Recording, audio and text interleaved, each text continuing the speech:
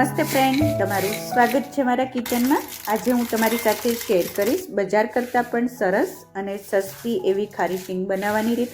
ઘરે એકદમ આસાનીથી એકદમ ફ્રેશ ખારી શીંગ બનાવશું ખૂબ જ ઓછા સમયમાં। અને આપણે બે રીતે ખારી શીંગ બનાવશું, એક તો એર ફ્રાયરમાં અને બીજી ગેસ ઉપર।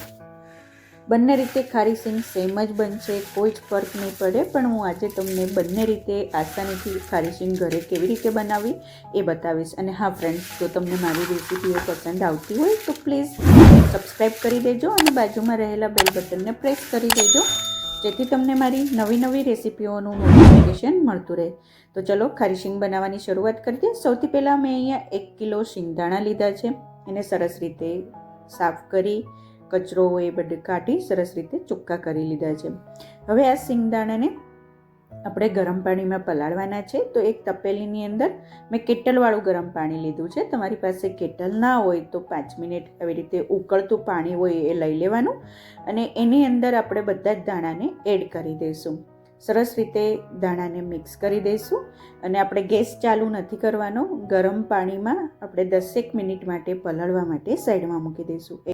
હવે 3 ચમચી ભરીને આપણે મીઠું એડ કરશું। સરખી રીતે મીઠાને મિક્સ કરી દઈશું એટલે સરસ રીતે શીંગની અંદર મીઠું છે એ ચડી જાય। 10 મિનિટ માટે આ દાણાને રેસ્ટ કરવા દઈશું, ત્યાં સુધી આપણે બીજી પ્રિપરેશન કરી લઈએ। આપણે બે રીતે શિંગદાણા બનાવીએ છીએ, ખારી શીંગ બનાવીએ છીએ, એટલે એક આપણે મીઠાની અંદર શેકશું। તો મીઠાને કોઈ પણ આવી રીતે કઢાઈ હોય લોઢાની અથવા એલ્યુમિનિયમની, એની અંદર 500 ગ્રામ મીઠું એડ કરી આપણે મીઠાને સરસ રીતે ગરમ કરી લઈશું। જ્યાં સુધી મીઠું ગરમ થાય ત્યાં સુધીમાં દાણા પણ સરસ રીતે પલળી ગયા છે। 10 જ મિનિટ આપણે પલાળવાના છે, વધારે પડતું આપણે દાણાને નથી પલાળવાના। હવે પાણીની અંદરથી આપણે દાણાને બહાર કાઢી લઈશું। આવી રીતે કોઈ જારો હોય એનાથી દાણાને પાણીમાંથી બહાર કાઢી એક વાસણની અંદર આપણે ટ્રાન્સફર કરી દઈશું। સરસ રીતે બધા જ દાણા પાણીમાંથી બહાર કાઢી લઈએ અને હવે 1 ચમચી મીઠું એડ કરી સરખી રીતે મિક્સ કરી આ દાણાને મીઠા જોડે આપણે 5 મિનિટ સેટ થવા દઈશું, એટલે સરસ રીતે મીઠું છે એ દાણામાં ચડી જાય। ત્યાં સુધીમાં આપણે એર ફ્રાયરને પ્રીહીટ કરવા મૂકી દઈએ। તો એર ફ્રાયરને મેં 160 ડિગ્રી ઉપર 5 મિનિટ માટે પ્રીહીટ કરવા મૂકી દીધું છે। આપણે 160 ડિગ્રી ઉપર એર ફ્રાયરને પ્રીહીટ કરવાનું છે। સરસ રીતે દાણા છે એ સેટ થઈ ગયા છે, એર ફ્રાયર પણ પ્રીહીટ થઈ ગયું છે। તો આપણે 5 થી 6 ચમચા જેટલા દાણા આપણે એર ફ્રાયરની અંદર એડ કરશું। થોડા એડ કરવાના, એટલે સરસ રીતે દાણા છે એ શેકાઈ જાય, ઓછો સમય લાગે। અને હવે આપણે ફરીથી એર ફ્રાયરની અંદર દાણાને શેકવા માટે મૂકી દઈશું। 5 મિનિટનું ટાઈમર લગાડીશું। 5 જ મિનિટમાં દાણા છે એ સરસ રીતે શેકાઈ જશે। જરૂર પડે તો વચ્ચે વચ્ચે હલાવી લેવાનું, 1-2 મિનિટ પછી જો આવી રીતે મિક્સ કરી દેવાનું, એટલે સરખી રીતે દાણા છે એ ફરી જાય। ફરીથી 2 મિનિટ શેકાવા દઈશું એટલે દાણા છે એ સરસ રીતે શેકાઈ જશે।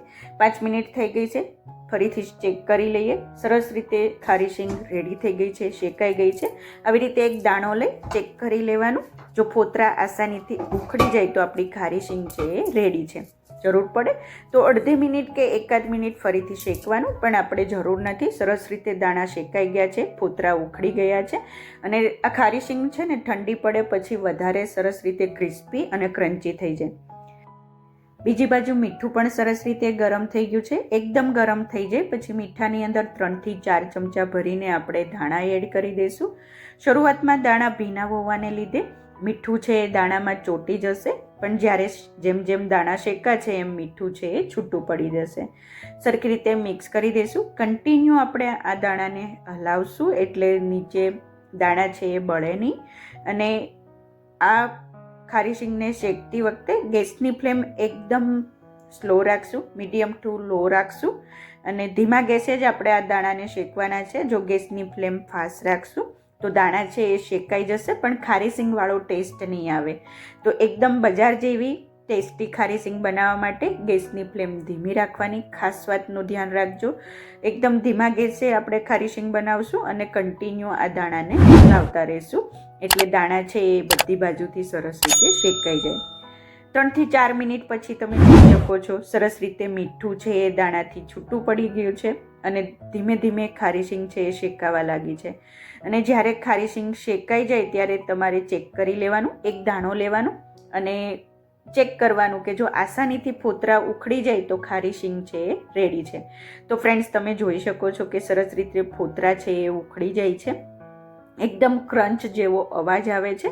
તો આપણી આ ખારી શીંગ છે એ હવે શેકાઈને રેડી થઈ ગઈ છે. તો આવી રીતે જારો લેવાનો અને મીઠાનીમાંથી આપણે દાણાને છૂટા પાડી લઈશું. સરસ રીતે જારાથી છે એ ખારી શીંગ અને મીઠું છૂટું પડી જશે. આ એર ફ્રાયરવાળા શીંગદાણા છે એ પણ સરસ રીતે શેકાઈ ગયા છે અને મીઠાવાળા બંને આપણે સરસ રીતે ખારી શીંગ બનાવી લીધી છે. જો તમે જોઈ શકો છો કે એકદમ ક્રન્ચી છે, ફોતરા આસાનીથી ઉખડી જાય છે અને એકદમ બજાર જેવી ટેસ્ટી ખારી શીંગ બનીને રેડી થઈ ગઈ છે.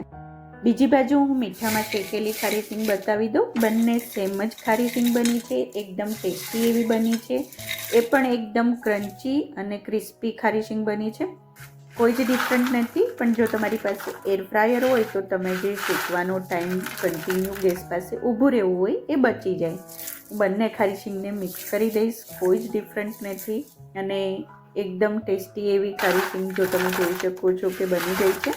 ચોક્કસથી એકવાર આ રેસીપી ટ્રાય કરજો અને મને કમેન્ટમાં જણાવજો કે તમને આ ખારી શીંગની રેસીપી કેવી લાગી.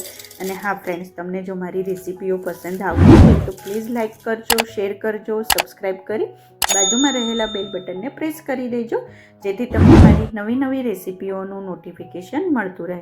Thank you for watching. ફરીથી મળીએ એક નવી રેસીપી સાથે. ત્યાં સુધી બાય બાય.